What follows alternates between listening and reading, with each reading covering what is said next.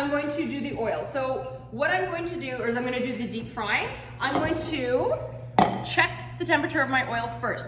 Before I pipe in a whole churro, I'm using a big pot because churros, when you buy them like at a carnival or whatever, they're like long and skinny. I don't have that kind of equipment here, and nor will you at home. If you have like a plug-in deep fryer, you can use that, but still you're not gonna get like a big long one.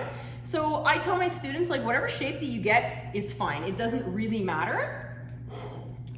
I'm just going to pipe a little bit into the oil and watch it. So I want it to bubble like this. I want it to have, I want it to lift up. If I know that or I see that that's happening, the oil is hot enough. The next thing I'm gonna look for is the color. I wanna make sure that it's gonna have a nice golden color. And I'm gonna do that by using some tongs. And what is an important thing to have ready when we're doing churros? To dip our churros in. Oh my God, sugar and cinnamon, which you can see I do not have. So we're gonna be right back in one hot minute. Okay, so I've got my cinnamon sugar mixture ready here. I've got my plate with the paper towel. That slipped my mind. So it's really important to have that going. You do not need your oil too deep because they're just gonna float to the top and cook on top of the oil. So you can see that this little guy has got some nice color on this side, and now I'm trying to keep it with the light side down, but she's being a little finicky on me.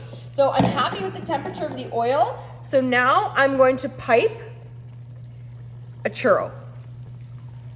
I'm gonna do a few at a time. I don't want them to crowd,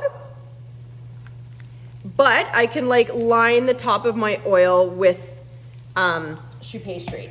Also, something that's really important is that please make sure, the other reason why you don't want the oil too high is because as soon as you put something in it, the oil rises up. Again, back at J. Percy Page, when I was first learning or first teaching, and a lot of these things, the first time I did them was in the classroom.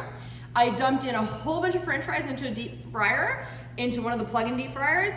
Hot oil everywhere. So just learn from my mistakes. I did not ever deep fry growing up, not once, like on the stovetop or anything. But did I love some chicken fingers? Yes, I did.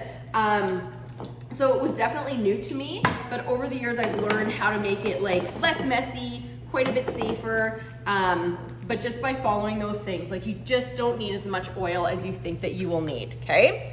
So I've got one plate here with paper towel on it just to kind of take off some of the oil. I'm really, really pleased with this color. Would you agree with Ms. N? Yes. Here's the thing now. I'm gonna turn the oil down a little bit. Once oil is hot, she is hot. She's not cooling down. I never, ever, ever put it on maximum because then you are going to burn everything. Everything is gonna be raw in the center, and you want this really pretty golden color.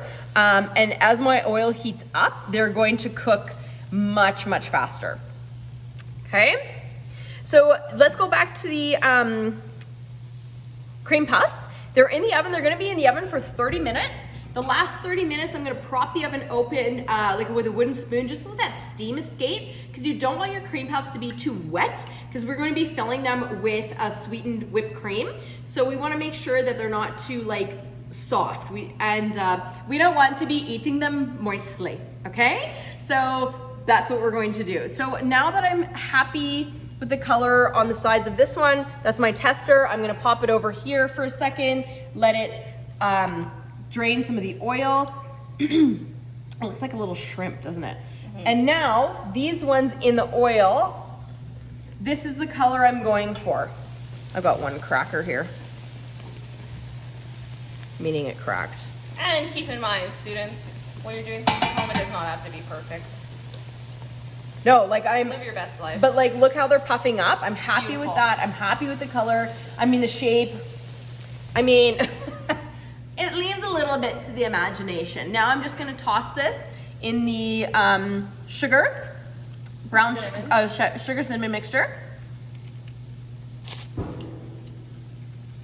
Break it open, and that's what we're looking for. That really bubbly texture.